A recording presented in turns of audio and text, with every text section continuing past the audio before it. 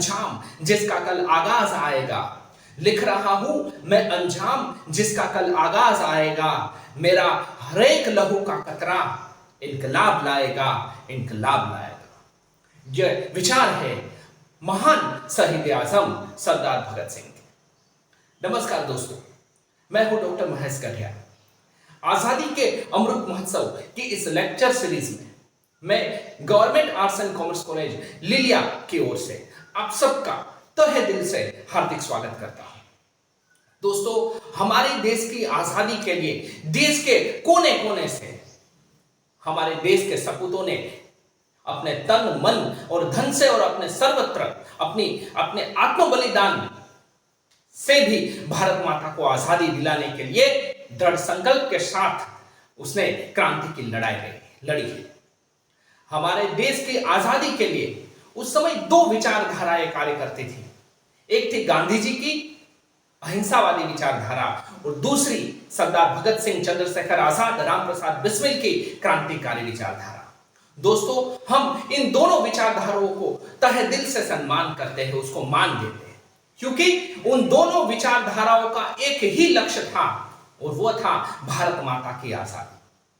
इसीलिए आजादी के अमृत महोत्सव के इस लेक्चर सीरीज में हमने महात्मा गांधी जी से लेकर नेताजी सुभाष चंद्र बोस, राम प्रसाद बिस्मिल, इन सारे अहिंसावादी और क्रांतिकारी विचारधाराओं के जीवन के बारे में हमने यहां पर बात की है।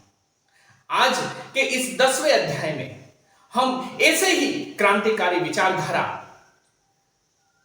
के धनी शहीद आजम सरदार भगत सिंह के बारे में हम यहां पर बात करेंगे, उसके जीवन के बारे में बात करेंगे।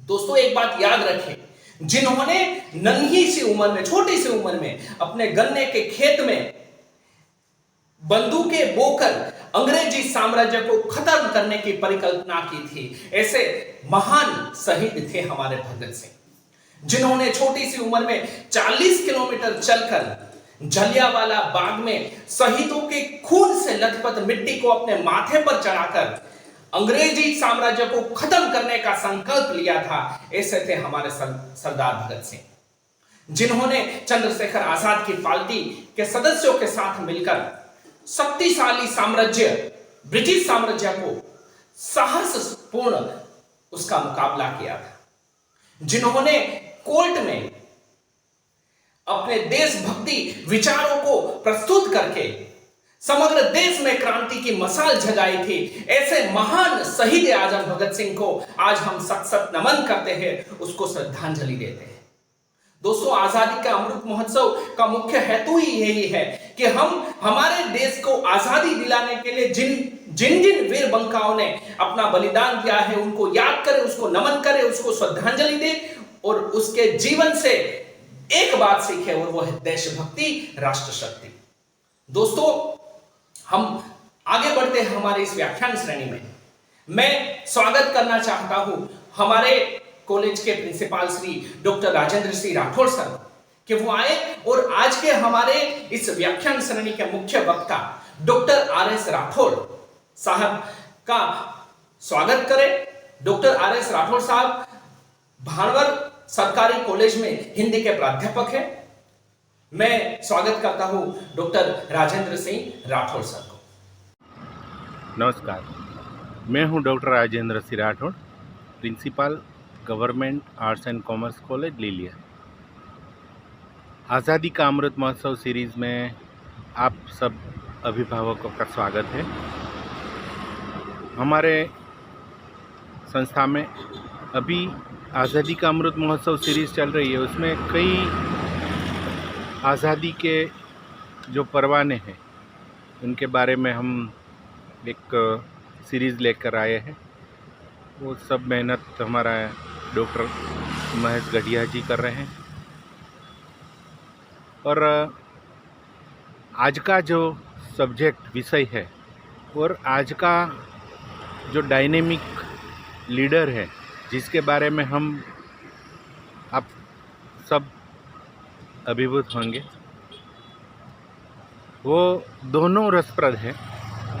तो आज का जो विषय है वो शहीद भगत सिंह के बारे में है। शहीद भगत सिंह की जो आज़ादी की लड़त में प्रदान हमारे जो देश के लिए परवाने हुए थे, शहीद हुए थे, तो आज हम पीढ़ी दर पीढ़ी याद रखेंगे। और दूसरी बात कि ये जो विषय लेके आ रहे हैं वो हमारे डॉक्टर RS राठौड़ साहब, राजेश राठौड़ साहब भाणवड़ से हैं, हिंदी के प्रोफेसर हैं और खुद राष्ट्र सेवक है, NSS वगैरह बहुत कार्य कर रहे हैं।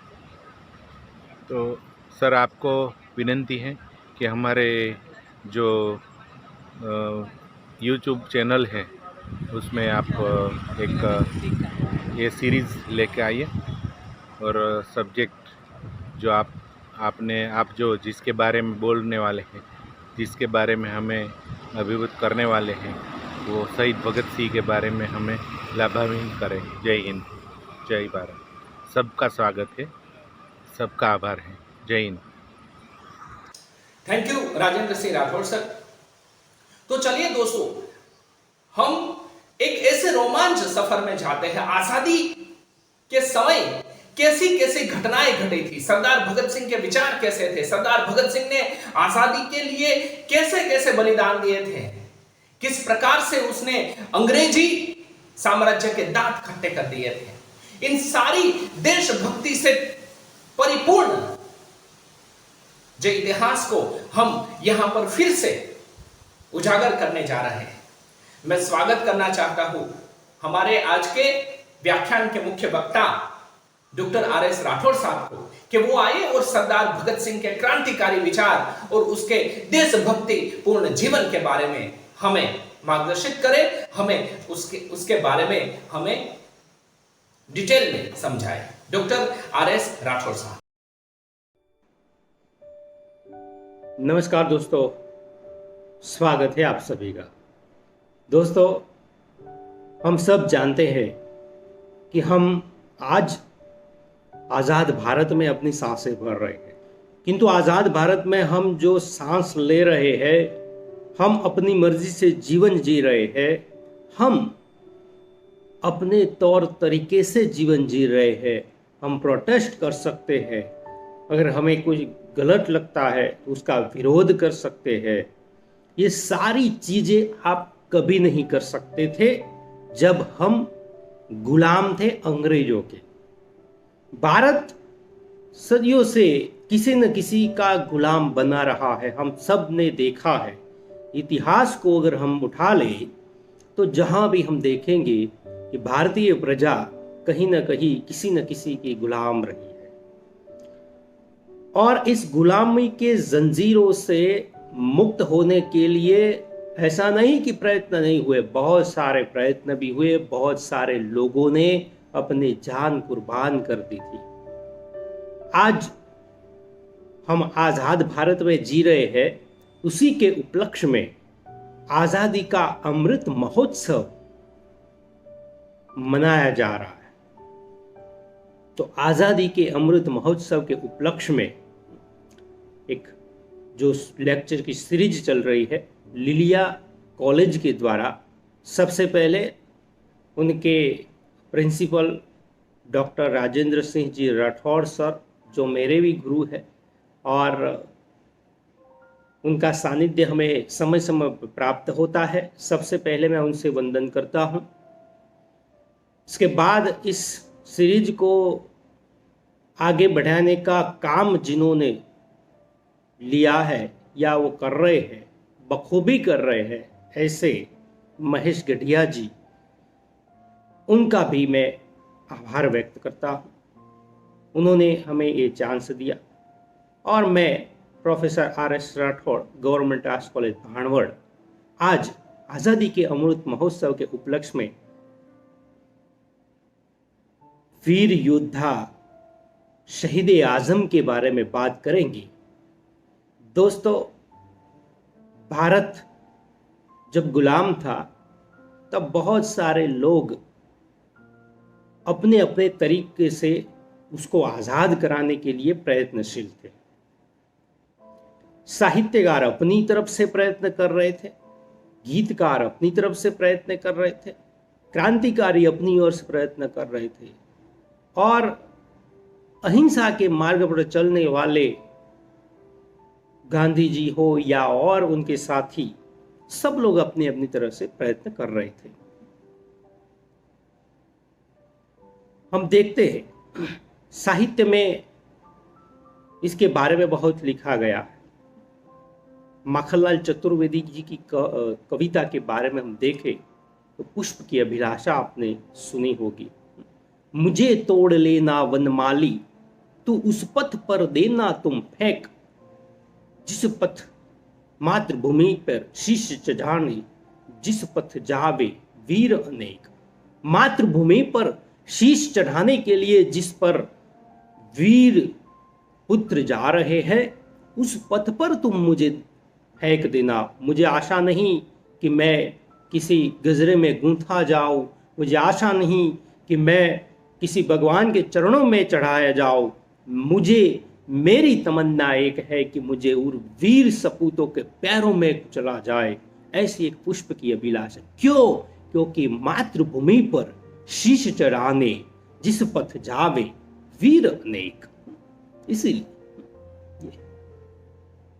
जयशंकर प्रसाद जी कहते हैं कि हिमाद्री तरंग श्रृंग से प्रबुद्ध शुद्ध भारती, स्वयं प्रभा समुज्ज्वला स्वतंत्रता पुकारती। आगे कहते हैं कि अमर वीर पुत्र हो, दृढ़ प्रतिज्ञ सोच लो, प्रशस्त पुण्य पंथ है, बढ़े चलो बढ़े चलो। आगे बढ़ने के लिए तुम प्रशस्त, ये पुण्य का पंथ है, बलिदान का पंथ पुण्य का पंथ है, और उस पथ पे तुम चलो। ये रास्ते आसान नहीं है, यहां पर आपको अंगारों पर चलना होगा। अमर वीर पुत्र हो, दृढ़ प्रतिज्ञ सोच लो, ये प्रशस्त पुण्य पंथ है, बढ़े चलो बढ़े चलो। प्रशस्त पुण्य पंथ, बढ़े चलो बढ़े चलो। ये आम कोई ऐसा रास्ता नहीं है, कोई 6 लेन हाईवे नहीं है जो आप मन चाहे गाड़ी चला लें। ये रास्ता कांटों से भरा है, अंगारों से भरा है। उस रास्तों पर आपको चलना पड़ेगा, तब जाके मातृभूमि को आजाद करा सकते हैं। इसीलिए दोस्तों, और इसी रास्तों पर चलने का काम जिन्होंने किया है, जिसके बारे में आज हम बात करने वाले हैं, आपको पता चल गया होगा, हम बात कर रहे हैं शहीद आजम भगत सिंह के बारे में, जिसे घर में बग्गू बग्गू बोला जाता था। कितना अच्छा ना, बग्गू। और उस बग्गू भगत सिंह बना। और भगत सिंह, आज मैं आपसे सवाल करता हूं कि आपके आइडियल कौन है, आपके आदर्श कौन है? तो आज का युवा किसी न किसी सेलिब्रिटी को चुनेगा, किसी हीरो को चुनेगा, अभिनेता उसका आदर्श होगा। किसी का शाहरुख खान होगा, किसी का सलमान खान होगा, किसी का आमिर खान होगा, किसी का ऋतिक रोशन होगा, और कोई होगा। क्या आपके आदर्श राजगुरु है, भगत सिंह है, चंद्रशेखर आजाद है? शायद हम धीरे धीरे जिस प्रकार से टेक्नोलॉजी को अपनाते जा रहे हैं, सोशल मीडिया में जा रहे हैं, उस प्रकार से धीरे धीरे हम अपने इतिहास को भूलते जा रहे हैं। याद करना चाहिए। जब जब भी हम इतिहास को, गुलाम भारत के इतिहास को पढ़ते हैं, देखते हैं, पता चलता है कि कैसे लोग रहे होंगे। अरे जिस उम्र में हमें अपना खुद का पता नहीं होता है, उस उम्र में लोग शहीद हुआ करते थे। उस भारत के हम संतान हैं, उस देश की मिट्टी में हम जन्मे हैं। गौरव है हमें कि हम उस मिट्टी में जन्मे हैं। शहीद भगत सिंह 1907 में उनका जन्म हुआ। जन्म होना कोई बड़ी बात नहीं। कितने सारे लोग जन्मते हैं और मृत्यु हो जाती है। जो आता है वो जाता है, किंतु जीवन ऐसा जीना चाहिए छोटी सी उम्र में भी लोग सदियों तक याद करते रहे। कितने साल हो चुके हैं आज हम याद करते हैं, भगत सिंह को याद करते हैं, चंद्रशेखर आजाद को याद करते हैं, महात्मा गांधी को याद करते हैं। उस वक्त 35 करोड़ के आसपास जब भारत आजाद हुआ, तब 33 करोड़ के आसपास भारत की आबादी थी। 33 करोड़ लोग जो थे, उनमें से हम कुछ लोगों को, चुनिंदा लोगों को याद करते हैं, या तो ऐसे भी कुछ लोग हैं जिन्हें हमें पता भी नहीं था कि वो कहां पर शहीद हो गए, क्या हो गए। ऐसी तो बहुत साक्ष्य है, बहुत घटनाएं घटित हुई है जिसमें हमें पता भी नहीं है कि वो लोग शहीद हो चुके हैं। वंदन करते हैं जो ऐसे शहीद वीर है जिसका हमें पता नहीं है, उन सबको हम वंदन करते हैं। 1907 में जब उनका जन्म हुआ, साक्ष्य देखिए, जब लाहौर प्रांत में, जो आज पाकिस्तान में है, वहां पर उनका जन्म होता है। और पंजाब की धरती जो है वो ऐसे वीर सपूतों की धरती है। भगत सिंह का जन्म हुआ और उस समय कहा जाता है कि उनके दो चाचाओं की, क्रांतिकारी जो दो चाचा थे, उनकी रिहाई भी हुई। दो आनंद एक साथ। अब देखिए कैसे जुड़ता है भगत सिंह का जन्म होना और उनके क्रांतिकारी चाचाओं की बेल होना, एक दूसरे के साथ जुड़ाव है। कई घटनाएं ऐसी होती है, हमें लगता है कि ये क्या हुआ, ये कैसे हुआ, किंतु ये सब कुछ न कुछ उसके तार उसके साथ जुड़ने होते हैं, तभी ये सारी चीजें होती है। भगत सिंह एक भरे बुरे परिवार में, खाते पीते परिवार में जन्मे थे। अच्छा माहौल था, किंतु क्रांतिकारी घर था। कुछ कर दिखाने का जज्बा पहले से उनके मन में था, बचपन से, कि गुलामी क्यों, आजादी क्या है। किताबें थी कुछ घर में, पढ़ते थे, पता चलता था कि गुलामी क्या है, आजादी क्या है। क्रांतिकारी किताबें थी, पढ़ने में बहुत होशियार थे। स्कूल में भेजे गए, छोटी सी उम्र में स्कूल के सिलेबस के बाहर की किताबें पढ़ना शुरू कर दिया।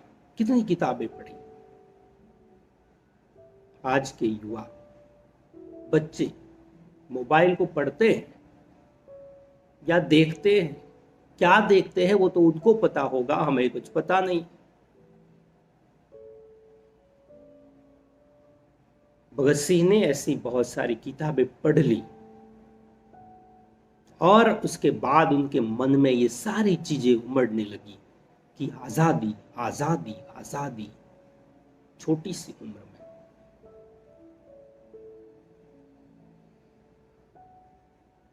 तो बचपन से ही उनके मन में ये सारी चीजें जो थी वो आ गई थी। इसीलिए गुजराती में आपने कહેવત છે કે મોરના ઈંડાને ચિતરવા ન પડે, कारण संस्कार उनके भीतर पहले से थे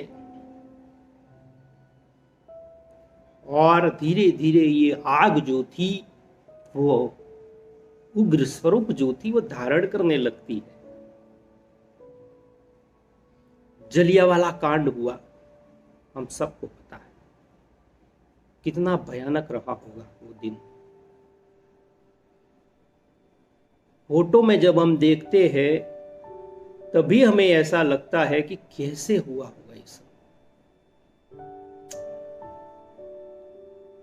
कभी कभी तो ये सोचते हैं कि हम गाड़ियों में घूमते हैं, मन चाहे स्थलों पर जा सकते हैं, कैसे ये सब मुमकिन हुआ। झांकिए अपने इतिहास में, कितना बलिदान दिया होगा। तो ये जलियांवाला कांड जो हुआ, और जलियांवाला कांड में लोग शांति से प्रोटेस्ट कर रहे थे, इकट्ठे हुए थे, किंतु भौगोलिक रूप से अगर देखें तो उसकी जो व्यवस्था थी वो उस प्रकार की थी कि वहां से लोग भाग नहीं सकते, और जनरल डायर ने आके वहां पर गोलियों की बरसात कर दी। कितने लोग मारे गए, भगदड़ मच गई, कुएं में कितने लोग कूद गए। कहा जाता है कि आज भी उस कुएं में खून की बूंदें आती, कितने लोग मारे गए होंगे। तो ये सारी चीजें जो है वो कहीं ना कहीं इन भगत सिंह के साथ जुड़ती जाती है। ये घटनाएं जो है वो कहीं ना कहीं भगत सिंह के साथ जुड़ती जाती है। और कहा जाता है कि भगत सिंह,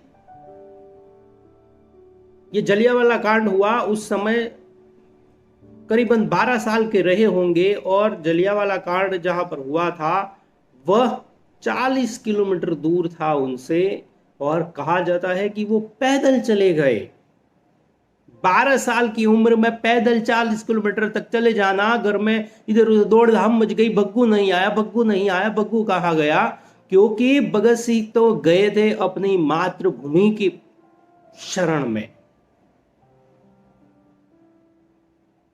पैदल चले गए थे। रिक्शा की राह नहीं देखी, गाड़ी की राह नहीं देखी। कितनी आग होगी कि ये जलियांवाला कांड में इतने मेरे लोग, अपने लोग मारे गए हैं। क्या हुआ होगा वहां पर, कैसी जमी रही होगी, कैसी घटना होगी, देखने के लिए ये जज्बा जो उत्पन्न होता है उनके मन में, भागते चले जाते हैं 40 किलोमीटर तक, और वहां पर जाते देखते हैं चिथड़े हाल पड़ा है, चिथड़े पड़े हुए हैं। लोगों की जो आवाजें हैं वो आज भी उनके मन में गूंजती है, उनके कानों में गूंजती है। देखते रहते वहां पर खड़े होकर, क्या है, क्या हुआ? ओ, भयानक घटना रही होगी।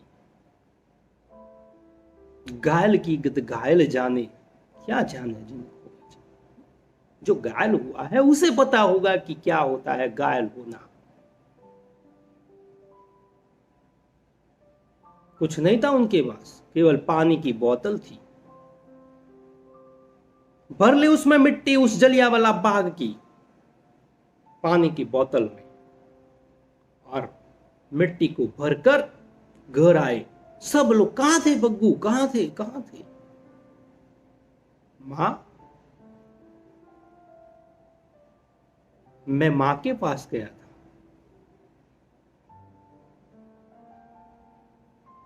अपने लोग मारे गए थे, क्यों मारा उनको?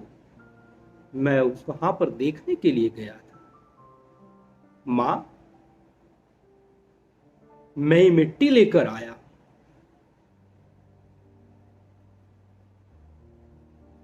अपने लोगों का खून है मां उसमें, हम आजाद क्यों नहीं है मां? सवालों की झड़ी बरसाई जाती। बच्चे हैं, 12 साल की उम्र कोई बड़ी उम्र नहीं होती है। 12 साल की उम्र में हमें चॉकलेट का पता नहीं होता है। 12 साल की उम्र में मां क्या होती है, मातृभूमि क्या होती है, उसकी समझ उनके अंदर विकसित हो चुकी थी। उनके पूजा स्थल पर वो बोतल रख देते हैं, हर रोज उसकी पूजा करते हैं, और भीतर ही भीतर एक जोश उनके मन में आता है कि मैं इसका बदला लूंगा। बचपन से ये संस्कार थे, तब जाके हंसते हंसते फांसी पर, सूली पर चढ़ना वो कोई कम बात नहीं है। इसीलिए हर रोज उसकी पूजा करते हैं। उन दिनों महात्मा गांधी जी का नाम जो है वो बहुत प्रसिद्ध हो चुका था। अफ्रीका में वो कमाल करके आ चुके थे, भारत में भी उन्होंने काम शुरू कर दिया था, और समय असहकार का आंदोलन छिड़ा था। उनको लगा भगत सिंह को कि मैं भी उसमें जुड़ जाऊं। कई लोग ये मानते हैं कि भगत सिंह और महात्मा गांधी दोनों में जो था विचारात्मक भेद तो था, दोनों एक दूसरे का सम्मान जरूर करते थे, ऐसा नहीं। भगत सिंह इसीलिए तो गांधी जी के साथ जुड़े थे उस समय। अंग्रेजों के सामान को बहिष्कार करना, उसे नहीं खरीदना, तो अपने आप अंग्रेज चले जाएंगे, किंतु वो सब शांति से करना है, अहिंसात्मक तरीके से करना है। ये कहा था महात्मा गांधी ने। भगत सिंह उसमें जुड़ गए क्योंकि उन्हें तो किसी न किसी तरह से आजादी चाहिए थी बस। और असहकार आंदोलन बिल्कुल सफल भी रहा था। और भगत सिंह तो गली गली में घूमते थे, खुश हो जाते कि अब तो हम आजाद होंगे, अब तो हम आजाद होंगे। आशा थी कि अब तो हम आजाद जरूर होंगे। किंतु एक घटना ऐसी घटित हुई। अंग्रेज बहुत नसीबदार हुए होंगे, हारने की कगार पर थे, एक फिर से आग बुझने की कगार पर थी, किसी ने तेल डाल दिया। गोरखपुर के पास बिहार में चोरा चोरी कांड जो है, आप सबने उसके बारे में सुना होगा। ऐसा नहीं कि वहां पर यह जानबूझकर किया गया था, किंतु वहां पर भी लोग शांति से प्रोटेस्ट कर रहे थे, शांति से ये आंदोलन चला रहे थे। किंतु कुछ लोग गद्दार हमारे भी उसमें थे, दुकानदार कुछ लोग थे, वो जो अपनी जेबें भरना चाहते थे, उन लोगों ने उस पुलिस वालों को बुला लिया कि ये लोग हमें परेशान कर रहे हैं, अगर ये ऐसे ही आंदोलन करते रहे तो हमारा धंधा चौपट हो जाएगा। तो होते हैं कुछ लोग ऐसे होते हैं। अगर जयचंद की नहीं मिलेंगे तो ये सारी सृष्टि कैसे चलेगी? जयचंदों की भरमार है। वहां पर लाठीचार्ज हुआ, गोलियां चली, और पब्लिक है, लोग है, जनता है, सब लोगों के एक विचार नहीं होते हैं, सबके माइंड एक तरह के नहीं होते। आ गया होगा गुस्सा किसी को, पुलिस स्टेशन जला दिया, 17 लोग मारे गए पुलिस वाले। और गांधी जी ने उस समय आंदोलन जो था वो वापस ले लिया। बहुत निराश हुए भगत सिंह, उनको तो ये लगता था कि हम सफल हो चुके हैं। निराश हुई, ये नहीं करना चाहिए। किंतु जो कुछ होता है अच्छे के लिए। देखिए आप, अगर उन्होंने, गांधी जी ने ये आंदोलन वापस नहीं लिया होता तो भगत सिंह ऐसे क्रांतिकारी हमारे सामने नहीं होते। फिर वहीं से महात्मा गांधी और भगत सिंह दोनों के बीच जो है विचारात्मक भेद जो था वो पड़ता है। भगत सिंह को लगता है कि अब ऐसे नहीं चलेगा, तो आवाज उठानी होगी, लड़ना होगा, गोलियों से लड़ना होगा, और उसी रास्ते पर चलते। फिर उस समय एक गरम दल और एक नरम दल, दो प्रकार के दल बन जाते हैं। गरम दल वाले भगत सिंह, चंद्रशेखर आजाद, राजगुरु या और जो क्रांतिकारी थे वो थे, और नरम दल वाले महात्मा गांधी, जवाहरलाल नेहरू, लाला लाजपत राय जैसे लोग थे। सब अपने अपने तरीके से काम कर रहे थे। फिर महात्मा गांधी ने यह आंदोलन वापस लिया। भगत सिंह बहुत दुखी हुए, और ये घटना जो थी वो उनके जीवन में एक टर्निंग पॉइंट साबित हुई। देखते दोस्तों फिर क्या होता है। अब वो भगत सिंह नौजवान भारत सभा जो थी उसके फाउंडर भी बने। फिर उन्होंने विलय कर दिया उसको हिंदुस्तान रिपब्लिकन एसोसिएशन में। चंद्रशेखर आजाद के साथ वो जुड़ जाते हैं, क्रांतिकारी प्रवृत्तियां करते हैं, अंग्रेजों को लूटते। काकोरी स्टेशन की लूट जो है आप सबको पता है, और काकोरी जो लूट हुई थी उसमें जो क्रांतिकारी थे उनको फांसी की सजा होती है। बहुत उद्विग्न हो जाते, दुखी हो जाते।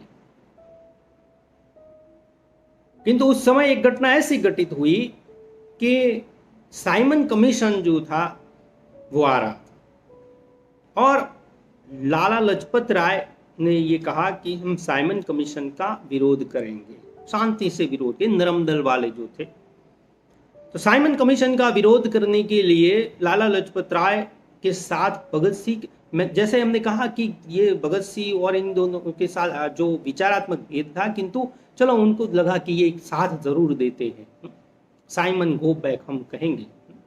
और भगत सिंह उनके साथ जुड़ जाते हैं, अपने क्रांतिकारी मित्रों के साथ। वो भी शांति से प्रयत्न कर रहे थे, किंतु उस समय भी लाठीचार्ज होता है, भयानक लाठीचार्ज होता है, और उसमें लाला लाजपत राय की मृत्यु हो जाती है। अब लाला लाजपत राय तो विचारात्मक भेद जरूर था भगत सिंह और उन सबके बीच, किंतु वो उनके पिता तुल्य थे। उनको दुख हुआ कि ये तो भेद जरूर है, किंतु ये हमारे पिता तुल्य, हम उनकी मौत का बदला जरूर लेंगे। और उसके मन में तो हुआ कि जिसने भी ये लाठीचार्ज किया ना, उसको मार देंगे।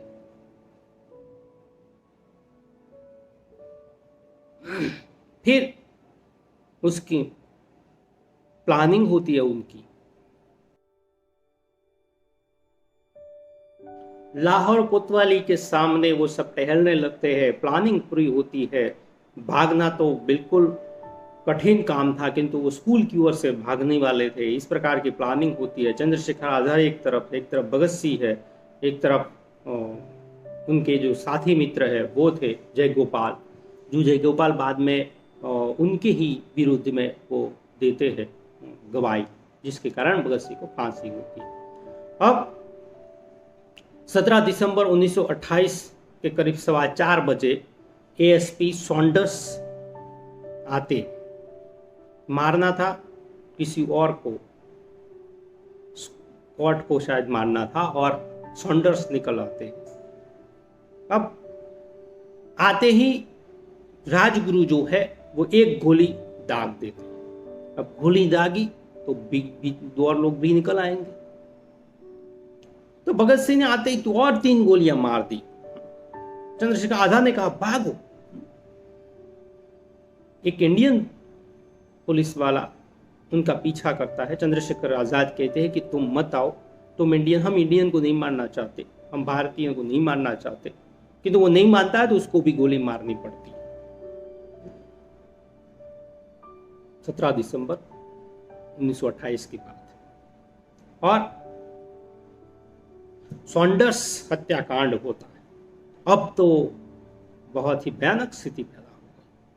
भगत सिंह ने और उनके क्रांतिकारी मित्रों ने सभी जगह पर्चे चिपका दिए कि हमने लाला लाजपत राय की मौत का बदला ले लिया है, और उसके कारण लोगों के अंदर जोश उत्पन्न हो गया। अंग्रेज सत्ता जो थी, अब उसको पता चला किसी न किसी प्रकार से इसको पकड़ना पड़ेगा। अब भगत सिंह का यहाँ पर रहना, लाहौर में रहना बिल्कुल कठिन काम था। इसीलिए उनकी क्रांतिकारी साथी दुर्गा भाभी, जिसे वो कहते हैं, दुर्गा भाभी को कहा जाता है कि वो उनकी पत्नी का रोल निभाए। आज हम जो भगत सिंह की फोटो देख रहे हैं वो कैप में और मूछे वाली, वो अब बनती है। पहले तो वो तो सिख थे, पगड़ी वाले थे, किंतु बाद में वो भागने के लिए ये लुक अपनाते ही, ये हुलिया जो है वो बदल लेते। बाल कटवा दिए, दाढ़ी निकाल दी, मूछें लगा ली, कैप पहन ली, ओवरकोट पहन लिया, बिल्कुल अंग्रेज की तरह, और दुर्गा भाभी को अपनी पत्नी बना लिया रोल प्ले करने के लिए। राजगुरु को अपना नौकर बना लिया, और रेलवे स्टेशन पे जाते हैं और पुलिस वालों के सामने से वो निकल जाते हैं, किसी को कानो कान खबर तक नहीं होती है, और वो कोलकाता निकल जाते हैं। वहां पे जाके उन्होंने फिर से ये क्रांतिकारी प्रवृत्तियां जो थी वो शुरू कर दी। तो इस प्रकार भगत सिंह इतने चालाक भी थे, भीतर से उतने नरम भी थे। क्रांतिकारी जरूर थे, छोटी थी उम्र थी, ज्यादा उम्र नहीं थी, जिस उम्र में हमें पता भी नहीं होता है कि हम क्या करें क्या न करें, उस उम्र में तो उन्होंने बहुत कुछ काम कर लिए थे। फिर उसके बाद एक घटना और घटित होती है कि असेंबली में बम फेंकने की योजना बनती है। लोगों ने कहा कि तुम ये क्या कर रहे हो, अगर तुम्हें अपनी आवाज को सुनाना है तो असेंबली में जाना पड़ेगा, लड़ना पड़ेगा, वहां जाओ और बोलो। तो वो तो कैसे कर सकते थे। फिर उन्होंने बम बनाया और फिर असेंबली में सेंट्रल की बात वहां पर होती थी, इसलिए वहां पर बम फोड़ने की योजना बनती है। फिर वो पर्चे बनाते हैं, उसमें लिखा जाता है कि बहरों को सुनाने के लिए धमाका जरूरी है। ऐसे पर्चे लेकर वो निकल जाते हैं। बिल्कुल माहौल। और वहां पर वो चाहते थे कि किसी और की जान न जली जाए, इसीलिए कोई सुनसान जगह पे जहां पर वो पब्लिक ना हो, वहां पर वो केवल धमाका करना चाहते थे। वो तो ये चाहते थे कि हमारी आवाज अंग्रेज सुने, क्योंकि मजदूरों के प्रति या मजदूरों के लिए जो बिल लाया जाता था उनमें उसका विरोध था, क्योंकि शोषण के खिलाफ थे, लेनिन को पढ़ते थे, इसीलिए शोषण के खिलाफ थे। वो कहते थे कि शोषण करने वाला चाहे अंग्रेज हो या भारतीय, वो मेरा दुश्मन है। इसलिए वहां पर वो बम फेंकते हैं, धमाका जोर से होता है, धुआं धुआं हो जाता है। वो चाहते तो वहां से भाग जा सकते थे, भाग लेते, भागे नहीं। उनको पता था कि मैं भागूंगा तो लोगों का जोश नरम हो जाएगा। पर्चे उछालते रहते हैं कि बहरों को सुनाने के लिए धमाका जरूरी है। खड़े रह जाते और इंकलाब जिंदाबाद के नारे लगाते और फिर वो पकड़े जाते हैं। 2 साल तक जेल में रह भी रहते हैं, वहां पर भी अपना काम शुरू कर देते हैं। भगत सिंह तो ऐसा व्यक्तित्व था, वो तो कहते थे कि मैं एक ऐसा पागल हूं जो हमेशा आजाद रहता हूं, जेल में भी आजाद हूं। अंग्रेज लोगों ने सिर पकड़ लिया, क्या है ये मामला। वहां पर भारतीय कैदी और अंग्रेज कैदी के बीच में भेदभाव रखा जाता है। वहां पर एक एक रूम में 10-15 लोग रखे जाते थे। वहां पर खिड़की नहीं थी, हवा की सुविधा नहीं थी, खाना पीना अच्छा नहीं था। इसके लिए भी वो आंदोलन जेल में बैठ के करते हैं और यतीन्द्र नाथ की मृत्यु भी हो जाती है। किंतु भगत सिंह टस से मस नहीं होते। अंग्रेज सरकार को उनकी मांग को मानना पड़ता है। और फिर एक दिन वो दिन आता है जो भारतीय इतिहास में सुनहरे अक्षरों से लिखा आएगा। उनको फांसी होती है। दोस्तों, वो जेल में भी पढ़ा करते थे, किताबें ही किताबें पढ़ते थे। बहुत सारे लोग उनसे मिलने के लिए आते। उन्होंने तो कह रखा था कि जो भी उनसे मिलने के लिए आए एक किताब जरूर लेकर आए। क्या आप कहेंगे कभी कि जो मुझे मिलने आए वो एक किताब लेके जरूर आए? कहाँ टाइम है, कहाँ समय है पढ़ने का किसी को? भूल गए हम सब पढ़ना। आज किताबें गुलाम हो चुकी है और उस गुलामी की जंजीरों से उसको बाहर निकलने का काम हमें करना पड़ेगा, किंतु हम नहीं कर पा रहे। पढ़ते थे, बहुत पढ़ा उन्होंने, बहुत सारे लेख भी लिखे। कहा जाता है कि उन्होंने अपने बायोग्राफी भी लिखी थी, किंतु उस समय न जाने क्या हुआ होगा, जेल प्रशासन ने उसको जला दिया, क्या किया होगा कुछ पता नहीं। बहुत सारे पत्र भी उन्होंने अपने सगे संबंधियों से लिखे। जेल में बैठकर भी वो क्रांति का काम कर रहे थे, लोगों को पत्र भेज रहे थे। जेल में बैठकर काम तो शुरू था। फिर लेख भी बहुत लिखे उन्होंने।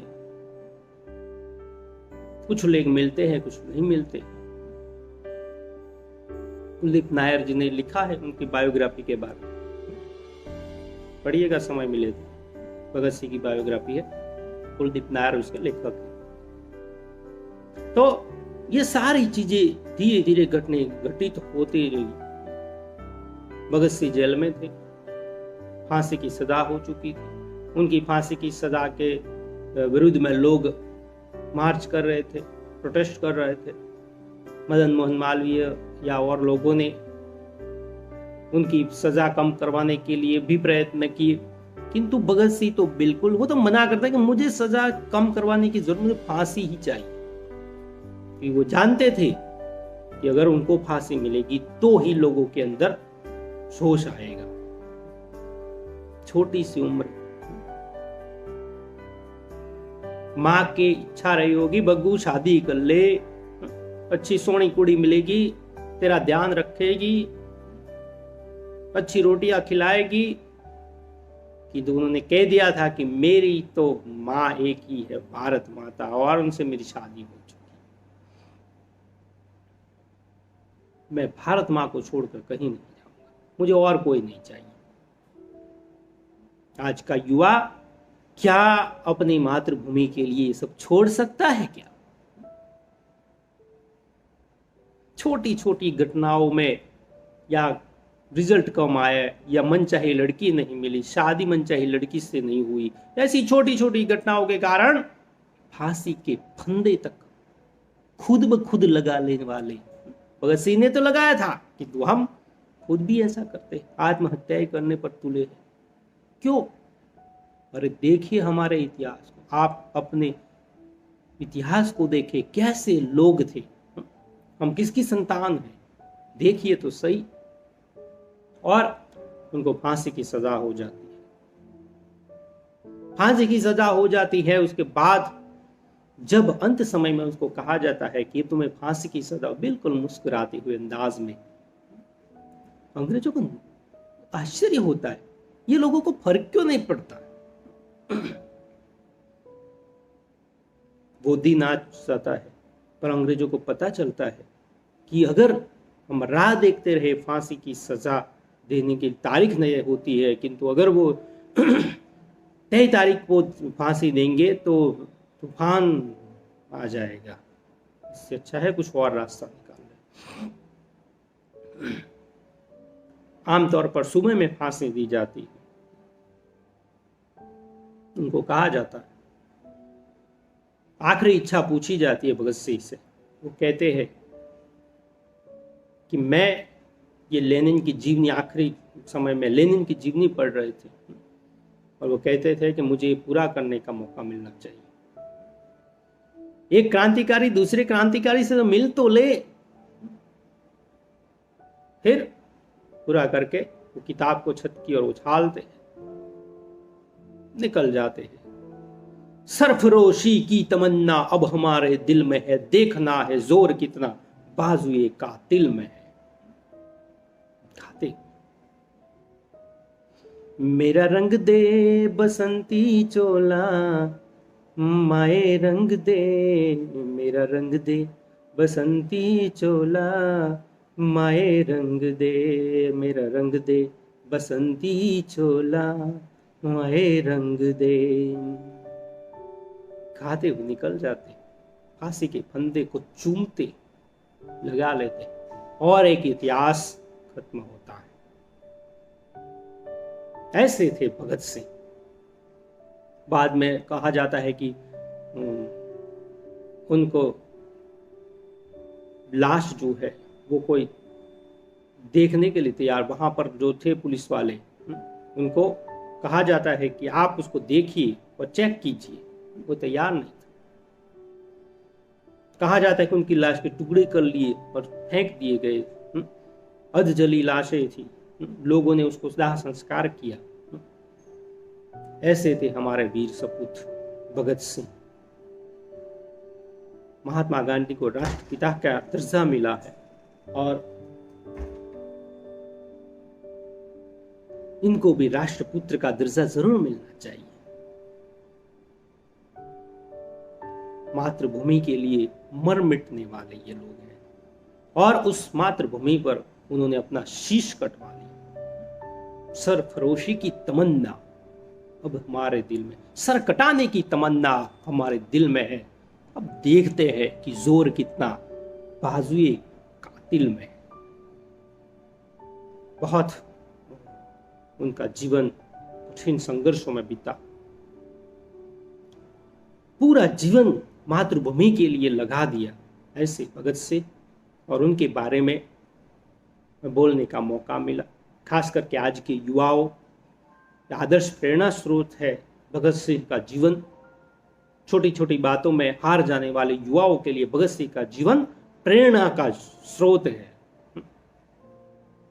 हमारे आदर्श ऐसे लोग होने चाहिए जिसके सुनकर या देखकर हमें अंदर भीतर भीतर आग जलनी चाहिए। तेरे सीने में ना सही, कहीं भी हो, आग जलनी चाहिए। तो आज आज़ादी के अमृत महोत्सव के उपलक्ष्य में मुझे बोलने का मौका मिला। जिन लोगों ने सुना है उन सब का भी बहुत बहुत धन्यवाद, और आप सभी का धन्यवाद करते हुए लिलिया कॉलेज के प्रिंसिपल और कोऑर्डिनेटर सबका आभार व्यक्त करते हुए मैं अपनी बात खत्म करता हूँ। अगर मुझसे कोई गलती हुई है तो अपना छोटा भाई समझ के मुझे माफ़ कर दीजिएगा। बहुत बहुत धन्यवाद। जय हिंद, जय भारत।